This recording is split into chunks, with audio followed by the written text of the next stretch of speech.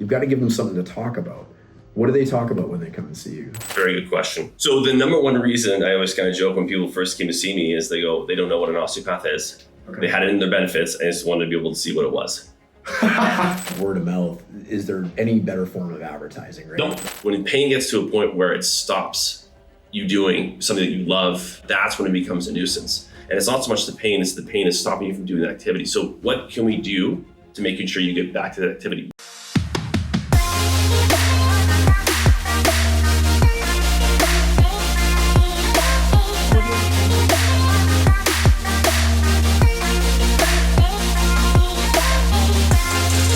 Greg Elliott, I am so looking forward to this one. I have done something in preparation for you today that I have yet to do with anybody. Okay. And I'm not going to reveal that just yet.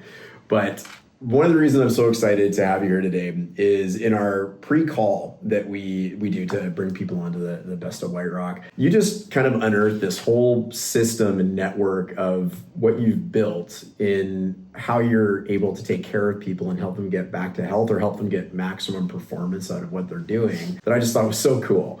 So I'd love for you to introduce everybody to yourself and also your business, and then we'll kind of unpeel the onion from there. Great. Yeah. So Greg Elliott from White Rock, which is, I'm so happy that something like this has been happening in the area. So this is great. So I usually say I have 3 titles that really no one really knows what the heck they are. So I'm an osteopath, an exercise physiologist, and a kinesiologist. And I wrote all those down to make sure I didn't miss them. And we'll unpack what all those are for sure. Yeah, okay. But in the grand scheme of things, it allows me to take people from the treatment table all the way to a high performance area, right? So I'm allowing people that come to me, whether they're in pain or whether they're not moving well or whatever, that I have the starting point of a practitioner to deal with people that are suffering from various pain conditions, to all the way to high performing athletes. And so that's kind of where things have come in, and I've educated myself around not necessarily being a specialist, but very much a very good generalist. Kind of think of like more of a triage person when they come to see me. They put them in the right person, the right time.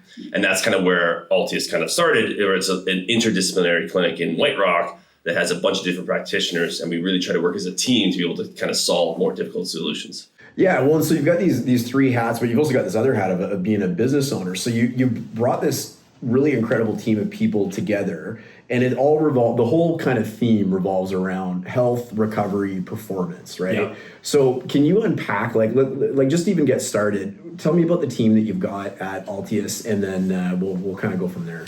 Yeah, so the one thing I always want to surround myself with, that people have different tools for different jobs. Right. So, a saying in our industry is the fact that if you have a hammer, everything looks like a nail. Right. Right. And so you want to make sure that you have different tools for different jobs. And so we surrounded ourselves with people with different backgrounds, different skill sets, to be able to kind of come to a common goal. So we have life coaches, we have yoga therapists, we have chiropractors, we have physiotherapists, we have kinesiologists, athletic trainers, osteopaths, all with the standpoint of knowing what they're very, very good at, but also to the point of where the team situation regards to what they're good at. And we do really try to sit down as a team and work on more difficult cases. And we have people saying, hey, I can get you to point A, this person will take you to point B, and have that collaboration between that. It's probably one of the more difficult things that has happened. And early on in my career, I worked at a place called Copeman Healthcare. It's the first private medical facility that was in Vancouver, right? Mm-hmm. So you had doctors, you had nurses, you had lab technicians, a bunch of different people, and you kind of see how you can work together as a team. And that's not necessarily too much into the private sector, where we see a lot of multidisciplinary clinics where a lot of people set up shop and have their own practice and kind of use it as a space to rent, where I really want to be able to kind of create that team atmosphere and be able to kind of like get everybody to grow as practitioners, to really kind of help the community in regards to either pain or performance. That's what was so interesting when you kind of described that to me, because you built this like almost all-in-one solution, but it's not renting out an office. It's a team atmosphere where you might, through your specialties, might be able to get someone to point A, as you mentioned, but point A might not quite be enough for that particular person, right? So now they're off to a new clinic in most cases, and they're off to a different specialist, and now there's a new learning curve and all these sorts of things, where you built this environment where you can simply walk across the hall, or however it works. I haven't had the pleasure of visiting yet, but you can walk across the hall and say, this is who's coming in, this is what's happening, and this is how we can best help them move forward. Yeah, and that's not the way that it was done for a long period of time, and we're starting to see a lot more in the U.S. has really developed this quite significantly. So this is the trend in many different areas into the U.S. private healthcare system. These integrated teams that work together as a unit. And so I really want to be able to kind of establish that, because you just see the benefits of not just having one point of view, but multiple points of view. When you graduate from school, you think, hey, I got all the tools for the job to be able to help somebody, right? As a, graduate with my master's degree in exercise science, which is more the exercise portion of it all. It's like, oh, someone comes with back pain and they know what to do and all that. And you start to realize quite quickly that it's not the case. Mm-hmm. And so you go to around, okay, well, chiropractors get people better. What do they do? Right? You have health coaches. What do they do? Clinical counselors, medical doctors. They all have different tools than I do, and they still get people better. What do they have that we can be able to help leverage of saying, hey, when do they need to see a chiropractor? When do they need to see a massage therapist or a physiotherapist or go get imaging done? And so that's what we try to be able to foster with our group, is really come together. We do all our courses together, right? So we bring people in and we do our courses together. We have staff meetings and talk about difficult cases. We have case study meetings. So we go through all these things and making sure that we understand, hey, we have limitations here. We have a great team member that can work on this. That's the biggest and the most difficult part, is that collaboration as a unit. But we see it in the success of our clients. Yeah, isn't that interesting? You sit around and do case studies on people, because I mean that would just kind of open people's minds and say, this might be a fit for my specialty and how I could maybe help this person kind of advance their case, right? Yeah, and we try to be able to also have tools to be able to help with that as well. Well, there are different measurement tools that we have. We have force plays. We can do VO2 max. We have all these different things that we can kind of come in and provide some objectivity as well. If someone says, hey, I think this, hip is weak. Well, how weak is it comparatively? And so we have these devices. We can measure this. We did normative data saying actually they're in the 15th percentile. So actually it's quite low. So we have all this kind of things, making sure like, hey, everyone's learning in different areas as to where certain people can fit and how things are. It's been a great project. It's only been less than a year now. Mm-hmm. And we're still obviously, growing. But the same team has been there since day one, which has been great. And we haven't put an ad out. Everybody's been pulled into the situation. So I haven't had a person that I don't know through 1 degree of separation that's within our clinic right now. So it's a very close-knit group of people. That's always the best way to build a business too, right? Like you've got the people that you trust under the same roof, and their specialties, them well, you've worked with them. Mm-hmm. But also like word of mouth, is there any better form of advertising, right? No. Like I joke, my background's real estate or what I do for my day job, and I always joke like the day you see me on a bus bench, maybe I'm not doing what I should be. I know, no disregard to people that use bus benches as advertising, but there's just better ways of doing that. One of the coolest things I think about that is we all talk about giving levels of service, right? So people will talk about you. We want to be remarkable, right? We want people to remark about what we did, or extraordinary. Well, the word is extra. If you want people to talk about you, you've got to give them something to talk about. What do they talk about when they come and see you? No, that's a very good question. I think the biggest differentiating factor that we try to be able to do is we really try to be able to spend time with every client. Right. So we, even with my sessions, they're an hour at the very least. Right. Okay. We want to make sure that we have the time to be able to sit down. And I think as we go through this, I think one of the things that we really help target with people is that as a plan development. You don't want to go to somebody, and I grew into this kind of thinking, is you don't want to go to somebody and be like, hey, that hurts. Okay, great. We'll do this. We'll see how it is next week. It's kind of like on the spot. We'll see how things go. And I think the communication factor we try to be able to pride ourselves on is probably our big differentiating factor. Hey, I see A, B, and C. Our goal is to do this. Okay. After that, we have D, E, and F, right? To a point of like, what's the goal that you ultimately want to be able to do? Right. Being out of pain is great, right? But we're all going to experience it. What is that long-term goal that pain is stopping you from doing? Like, what is it, right? Because yes, we all have pains. We can wake up and feel it, but we can live through it to the point that we can still do what we want to be able to do. Right. When pain gets to a point where it stops you doing something that you love, whether it's gardening, whether it's cycling or whatever, that's when it becomes a nuisance. And it's not so much the pain, it's the pain is stopping you from doing the activity. So what can we do to making sure you get back to that activity? What's the steps in place of saying, hey, it's hard for me to go upstairs to want to go back and want to garden for 5 hours. Right. So, hey, A, B, and C. So first we need to work on this. This is what we're working on. Once we get this moving the way that it should, our goal is to go to here. You're then going to get to see our physiotherapist because they have to work on A, B, and C. And so there's this plan of saying, I have a roadmap to and not necessarily to the point of, I want to keep going and I keep getting the same treatment, the same type of interventions. Things change, things progress to the next stage. So all in all, I think the biggest thing that separates us is definitely the communication piece that we have with our clients. Yeah, and it's not just about pain, like with what you guys do, right? Like, so even reading in your bio, so the thing I was admitting that I hadn't done yet for this show is I actually printed out your bio because I'm like, I wanted to hit every piece of it, and it was quite impressive, and I wanted to make sure I got it, but it's not just about pain for what you guys do. So you've got this gambit of the people that you've helped over time, where it's anywhere from like the gardener that you've mentioned all the way to professional athletes. And so it's also a big aspect of what you do is performance. And I know when you were talking about some of the stuff that you have over, like it sounded like Bill Nye's Science Lab to me, which sounded really cool. So can you unpack a little bit about like the performance piece of things, and even and I guess performance too doesn't even have to mean that you're playing for the Vancouver Canucks who you've done work with as an example. It could be the marathon runner, or my wife's a marathon runner, so she's going over to Sacramento in a couple of weeks, and she's always got some crazy pain going on and stuff. So there's your next client coming right there. But talk to me a little bit about that performance aspect and what you guys do to help athletes who are just trying to be at the top of their game. Like, what does that look like? Yeah, so there's been a big push, I think, from the general population as well of that longevity focus. Everyone's kind of talking the last few years of like, I want to not just feel well, but I want to live long. I want to make sure I stay active. And so people are kind of looking at what can I do preventatively to make sure that things are going. And so that's where I see kind of human performance lens. It has to do with athletes, have to do with the 40-year-old realtor that says, I just want to be as absolutely healthy. I'm going to be active. I'm going to do this type of stuff. So to me, it's that kind of human performance aspect of it all. Right. And so those fit within that as well. But from the high performance standpoint is that we have very similar systems that professional sports organizations have in regards to the way that we can measure things, whether again force plates or things you can step on and jump and do all that. We have dynamometers and goniometers, the ability to do the VO2 max. You've seen obviously those high athletes do it, put the mask on and see how much oxygen they're actually kind of doing. And so those are when necessary. So those are the point of saying, hey, I feel good where I'm at now, but I want to see how far I can actually get. I want to make sure that I'm being as healthy as I possibly can. And so we have these tools, whether it's even blood work. We can do detailed blood work out of our location as well. We get phlebotomists that come in and do the blood work and be able to see, hey, are there any kind of abnormalities and very different than from a disease state. One of the things you hear a lot of, and I did a lot of research and met with a lot of interesting people over the last couple of years, is when you go to a doctor and you get your blood work done, they'll say, hey, everything looks great. But in the grand scheme of things, if you look at the actual data points that they're looking at in regards to saying everything's good, outside of that is disease state. Okay.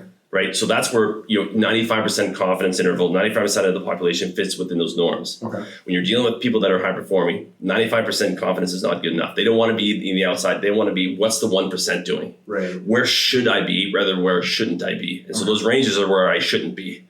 But where should I be within that? And so we have a whole software that we built in regards to the algorithm saying, hey, these biomarkers are in the wrong spot. They're trending in the wrong direction, and here's how necessarily we bring it back. And so blood work is a piece of it. Performance testing is a piece of it. Life coaching is a piece of it. Our life coach actually deals with a lot of my high-level athletes, looking at how they deal with anxiety when they're on the mound or on the pitch or on the field, how they deal with stress. What are some actionable things they can do to mitigate that mental side? Because when you get to that point, the physical traits are kind of at a wash. Everyone's strong. Right. Everyone's fast. Right. Everyone's athletic.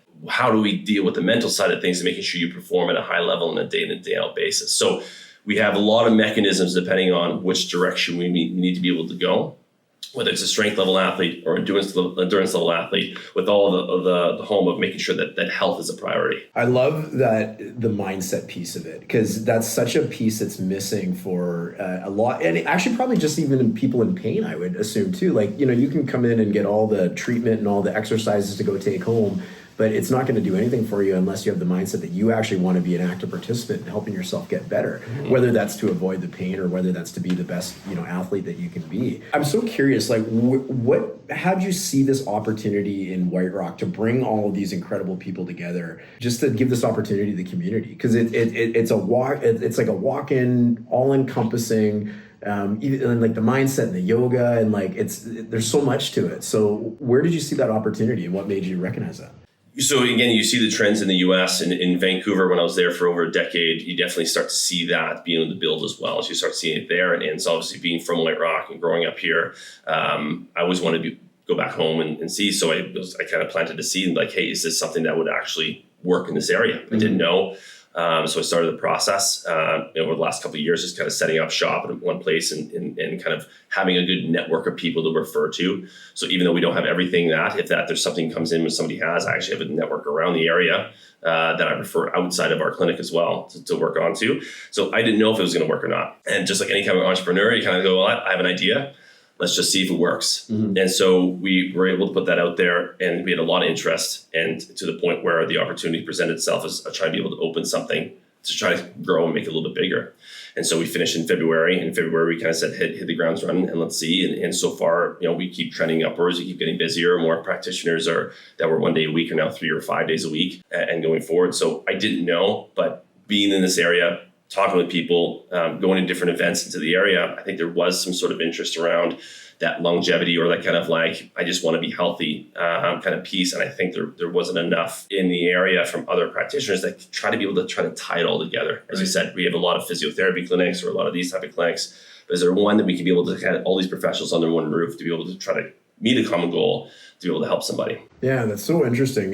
Because your point, you're into White Rock to go get this service, and then you're out in Grandview to go get this, and having that all under one roof. And I just love the idea of like going like this and handing the file to your business partners or the people that you're working with, mm-hmm. and saying, this is kind of the next step of this person's health journey or performance journey or recovery journey, whatever that might be. And then like the outcomes must be just incredible compared to the kind of that singular lens. Do you get a lot of feedback from people? Like, what's the number one thing that you've experienced that you're hearing people kind of comment about once? Like I saw on your website, like you've got an incredible amount of 5-star reviews, right? Mm-hmm.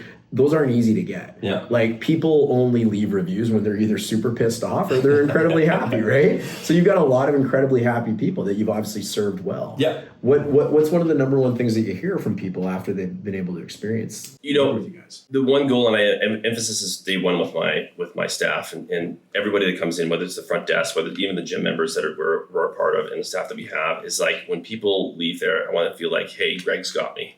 He's heard me. He's understood what's going on. He's going to work with his team to make sure that things happen. And so every time someone leaves, they have that sense of like, hey, I got a plan, right? I know where I'm going. I know what I need to be able to do and go forward. And a collaboration between that. When I get people saying, hey, I saw Matthew, so I'm going to think, yeah, I talked to Matthew. I've seen your file. I know exactly what's going on. Right. I know where we're at. This is where I come in. And they go, oh, you guys have talked? I go, absolutely. Yeah. That's what we do. If I refer you to somebody that's within the team or even someone outside my team, I make sure they're very well informed in regards to what's going on, whether it's a phone call, whether it's an email, whether it's a voice note. Every practitioner that if I send to somebody, they know exactly what I'm working on, where I need help, and what the plan is for them to be able to kind of come back to see me. And so very similar to you said, people, they like that because they say like this team collaborates. They're there for me, not just for themselves, and they really care. And so people come into my office, I go, you're in the wrong room.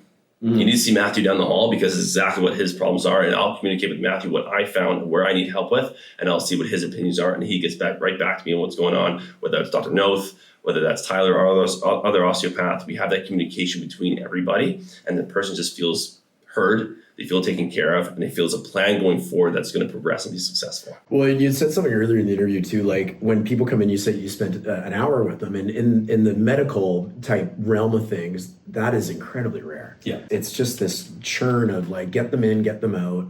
The more people I can see, it's less about the outcome, and it's more about just getting the people in and out so you can kind of build that business. But when you're actually really focusing on the problems that people are having and the outcomes that they're going to receive from getting the services and treatments they need, it's a game changer. Hence why you end up getting all those great Google reviews that are on there. Yeah, and so how this kind of started is even back in say 15 years ago, 10 years ago, there wasn't a lot of practitioners that were doing these hour sessions. And so when I graduated from school and came back home, I started working in the clinic called Fit to Train. They're downtown. They're conjoined with Coleman Healthcare. And the main physiotherapist has been my mentor. His name's Bernard Arbash.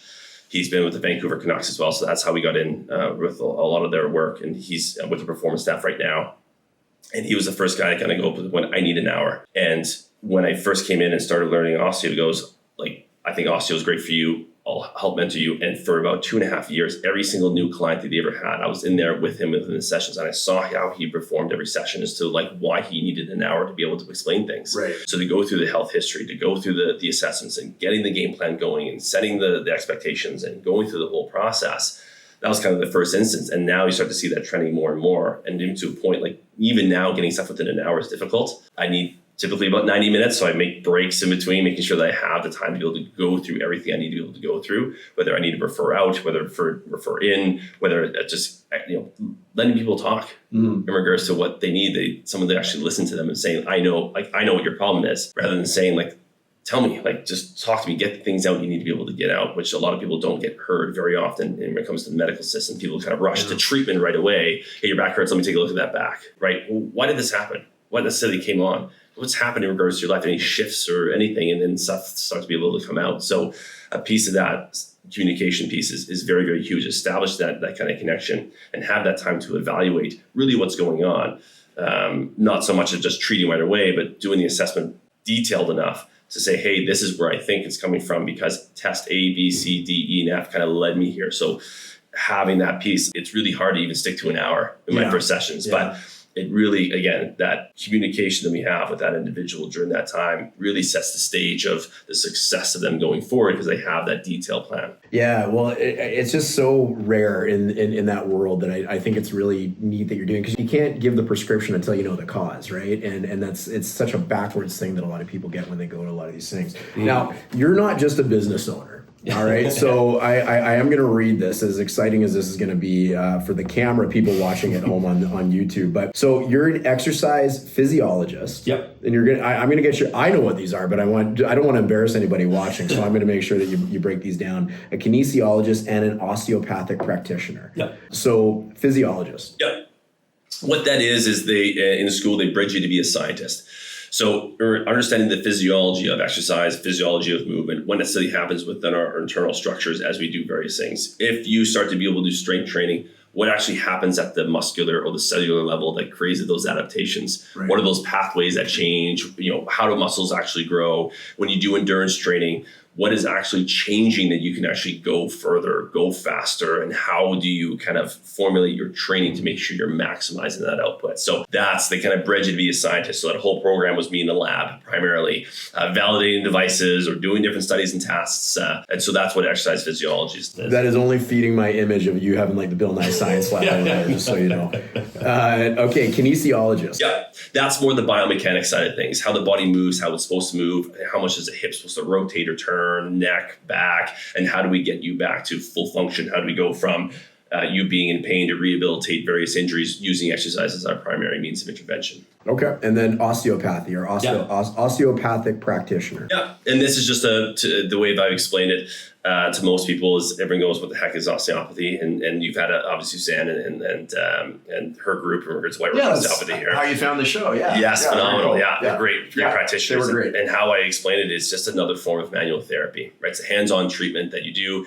The only real difference, big time, is we spend a lot of time with palpation of what our hands feel, right? So our primary part of our education is you already have manual therapy techniques. Can we just hone the techniques in so you have to feel these subtle little differences? You feel things that are hot versus cold versus bumpy versus wet versus dry. So can you detect those things at a very kind of minutiae level? Yeah. And so it's a very much a way to modulate pain using hands in regards to as an intervention.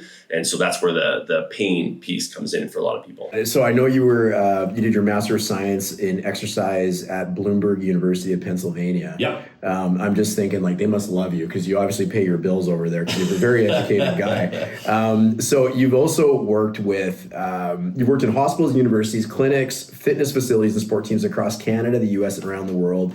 We were talking about earlier from like the basic gardener who maybe has some knee pain, back pain, whatever that might be, all the way to elite athletes like the Canucks, the BC Lions, Wrestling Canada, which is cool. I'm sure there's a lot of interest they need help on those. You've got a diploma in osteopathic manual practice. Did I say that right? Yep. Okay. At the Canadian School of Osteopathy Manual Practice in Vancouver. And you wrote your thesis on how osteopathy can gain greater scientific credibility in Canada. Why was your thesis on that? Because osteopathy is interesting, right? Yeah. So can you explain why your thesis was on that? Yeah, so it's osteopathy for a lot of it is very subjective in nature, meaning the fact that this is what I feel is going on. Sure.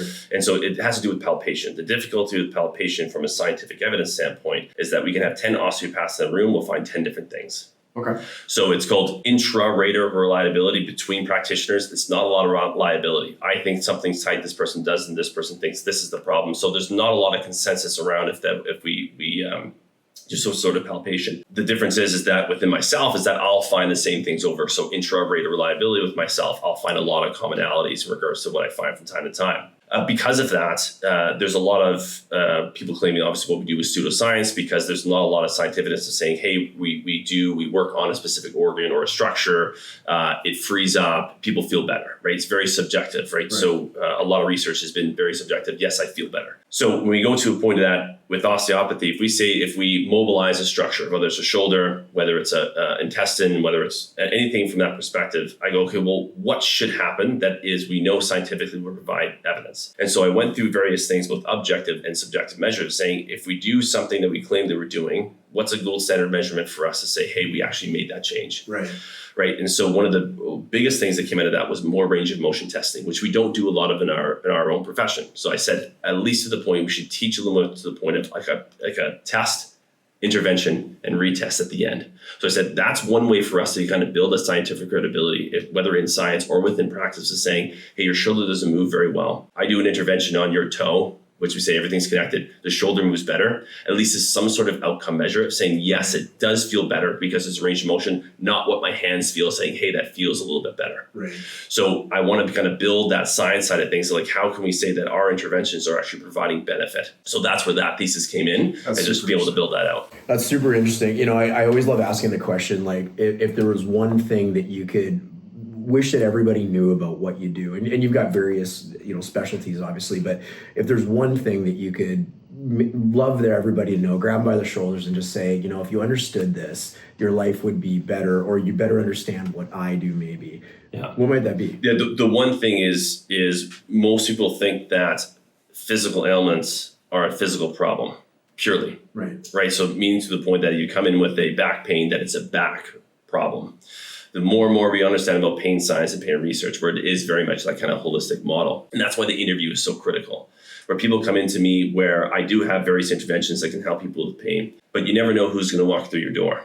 I've had it to the point where we've had it, people having kind of widespread chronic pain because they had an allergy to a tree that was near them. Crazy. Right. Wow. We've had it to the point where we've had someone that had neck pain due to a spinal tumor. Wow. We've had it to the point where a lot of people's lower back pain was an undiagnosed IBS problem and developed, because of the intestinal stuff. We had them working out regards to that. Wow. We've had it even with my wife's scenario. It's a longer story, but to a degree, it had to do with the grief of losing her father. It was why she was experiencing pain. And not until she was able to come to fruition and deal with that did the pain actually go away and never come back. Wow. Nothing mechanical. She got every test on the sun, MRIs, X-rays, everything, and it came with the emotional grief side of things.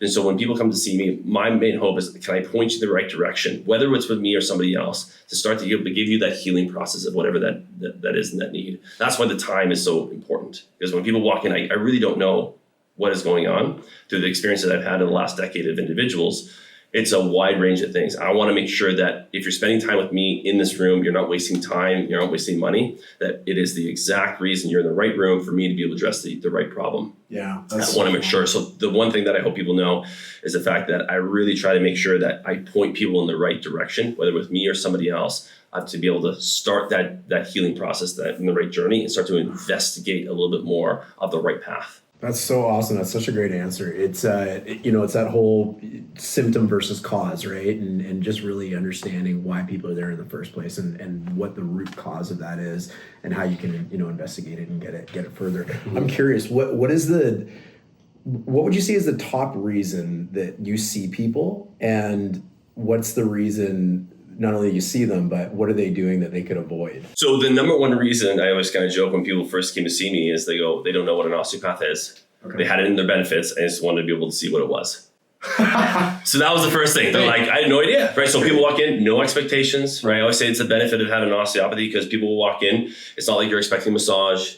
It's not like you're expecting a physio appointment. They're like, I don't know what this is, right? So it's the benefit of that. So that was probably the number one reason why people would necessarily come to see me. Now it gets to the point where a lot of people come where because they've already seen kind of the more primary care. They've already seen the medical practitioner, got a scan, maybe nothing's there. They saw a physiotherapist, a massage therapist, and then they kind of start to go to more that alternative side of things where you start to explore of like, okay, well, maybe a Reiki practitioner or a yoga practitioner or a acupuncturist. And so you start to go into those realms of a little bit further. And so that's where people started to come see after that as saying like, hey, maybe this is a more of a different type of problem that we have a different view as a part of that. And I think now it's like very similar to what you said. It's the more word of mouth thing, right? People where they've now come see me because, you know, I've been able to help them, whether with me or somebody else, point them in the right direction, be able to go. So now I'm getting way more kind of complex things where it's like I've had, you know, the shoulder pain for 3 years. I've had this, you know, back pain that keeps coming on. I've seen multiple people before, and I try to be able to point them in the right direction. So usually now I get the messages or the connections for various people say, hey, I got your number from this person. You know, I've been dealing with this. What are your things? And sometimes I can say, hey, actually, first things first, you need to go this person, or you need to see your doctor, get an x-ray or whatever to kind of point them in the right direction, whatever it may be. And then I get them in the clinic when I necessarily need to. Right. But I think now through word of mouth, it is definitely more the things that they've started the rehab process, but nothing's necessarily stuck in regards to that. And I kind of sit them down and be like, hey, well, where are we at? And hopefully get them in the right hands. Yeah, that's interesting because you've got kind of different things that you do at the clinic, right? Yeah. With you know, health or recovery or performance, whatever that might be. Somebody listening to this or watching this, what should they know about maybe why they should pick up the phone or send an email or inquire on the website? Like maybe what's something that would be a trigger for them to say, these are the people that can really help me and help me figure out what's going on. Yeah, where it's to me, it's where you've seen people individually, you kind of go in one at a time, and it's not necessarily you get success and kind of regressions in regards to that plan. But I think it's the people that really want to make a change, because we get people to invest and say, hey, like this isn't going to be easy, especially the pain's longer it's gone on, or people to a point like, you know what, I'm ready to make that change. Whatever that is, right? I'm ready to put the time in, the energy, the effort to be able to kind of, this has been going on long enough. When they're ready to say, hey, like I'm ready to put the work in myself. I'm not looking to someone to fix my problem for me. I want to be an active participant to be able to kind of go forward, and I want to work on it, and whatever it takes, whether time and I want to make sure that I'm going in the right direction. So that's the biggest thing is we want people that are engaged into the process. A part of that obviously falls on making sure that the plan is there for that individual. But you have that, people always talk about the problem of practitioners that people don't do their exercises. I don't run into that problem very much, just because it's like I set the expectations of like, I need these things done. Right. So when people are ready to be able to pick up the phone, inquire, see what's going on, it's to the point where they're ready to say, I'm ready to be an active participant. I'm ready to be able to change. I want to be able to kind of make major changes to be able to kind of go forward. That's so great. I love that. So how do people find you if they want to learn a little bit more? Where should they go? So the website is altiushp.ca. Okay. That's the website. You can do that. We also have obviously all the social media channels from there. That's where you find out a little bit of our team, what's going on. We keep growing, which has been great. So we keep adding practitioners, which is phenomenal. So that's where probably the best is, and we're probably the most active on Instagram as well. Oh, that's great. Well, and we'll make sure all your information is down in the show notes and stuff like that, so people can easily get a hold of you. Now, this is the best of White Rock, okay? And I want to know why you think White Rock has been important to your business. Is there anything unique about White Rock? So you're a local guy. Yep. I don't know, born and raised. I was going to say born and raised. Is that the case? Okay, so I know you went to Marriott. We know that we're rugby rivals, as we talked about. I'm Elgin, you're Marriott, so we all know the rival on the peninsula. Yeah. Has being a practitioner or being a business owner in White Rock had any influence on your business? Yeah, the one thing that's very different about White Rock that I always knew from the beginning, that it's very community based. Right. You got to be here, you got to be visible, you got to be able to do these things, and kind of coming back and seeing people that I haven't seen for a long time. Quick little story. I was literally in the bowling alley downstairs into the Sandcastle fitness thing, ordering some food. From there, it's a quick lunch because they're bringing lunch at home. And the guy goes, I know you look familiar. I've seen you for a few months. He goes, I was your big buddy at South Meridian. No way. I go, oh my gosh, Jeremy, like what's going on? Like, no, it just stuff like that happens all the time, which has been great. So those little type of communications and conversations that I have with people, just like, oh yeah, the Elliott, so you have that type of community-based stuff, and somehow that starts to be able to trickle. And even though when I left at 17 to go to university on the East Coast and everything, I always knew that I wanted to be back here. Both my brothers are here, my parents are here, my mother-in-law's here, everybody's kind of within this area. And so to me, to be back in here and to grow something that is meaningful to the community, that kind of services a need that I think is really important, because we have such great businesses. And I'm so happy something like this has been started by yourself. It's just highlighting the uniqueness of people and the passion that people have in this area. Because you think of like, oh, I have to go White Rock, its own little thing. We have to go elsewhere to be able to get some of the stuff. But the people you've had on here and the practitioners, and then continue the practitioners and the people that you'll have continuously on this program, it's just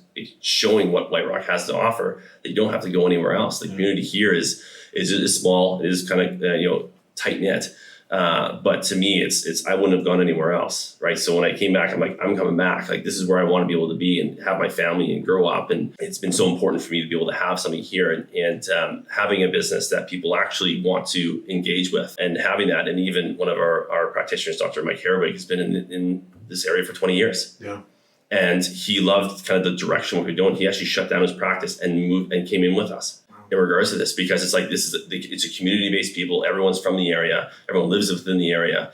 And he just want to be a part of something like that, because it's very kind of community focused. So it's always been super important for me. And I'm so happy stuff like this has been started. It's so neat. Like, even you and I, when we were talking, it was like that 1 degree of separation. We ended up knowing a ton of people, with each other and whatnot. And it is such a cool community. And we both reflected when we were originally talking about just how lucky we were to not only grow up here, like, holy smokes, win the lottery in that, right? But also to be able to move back here as, I was going to say young adult. I don't know if I qualify anymore, but more of a middle-aged guy now. But, to be able to call this place home and have our kids in the school system and, be able to enjoy the community and work with great people like you. And I really want to thank you for being on today. You're such a valuable person, and what you've built in the community is so valuable. And we're just so lucky and thankful to have you in the community. So I want to thank you for that. And I'm really going to encourage people to reach out and learn more about you guys, and come pay you a visit when they need your services. Well, that's great. And stuff like this, I always want to be able to support the stuff you're doing. I know it's a lot of late work, but it's going to be such meaningful to the community, just to be able to kind of get even closer to the community. I think this is going to be